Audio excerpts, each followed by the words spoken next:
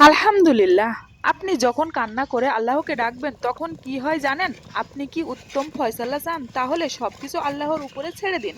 আল্লাহ যা করেন বান্দার ভালোর জন্যই করেন। আপনি জানেন না, তিনিই ভালো জানেন। আপনার কান্নার সবর ও দোয়া আল্লাহর বিফলে যেতে দিবেন না। আপনার সেই কান্না আল্লাহর আরশে পৌঁছে যায়।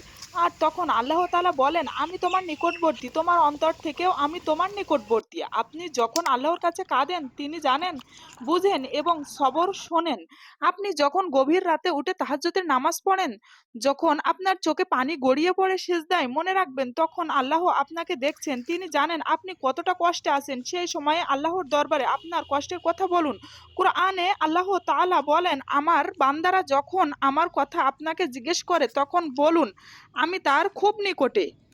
আমি প্রার্থনা করার সময় প্রার্থনাকারীর দোয়া কবুল করি। দুনিয়ার কোনো মানুষ আপনার কষ্ট বুঝুক বা না বুঝুক, আল্লাহ অবশ্যই বুঝেন। তিনি আপনাকে আরো শক্তিশালী করে তোলেন। আপনার ধৈর্যের পরীক্ষার পর আপনাকে পুরস্কৃত করবেন।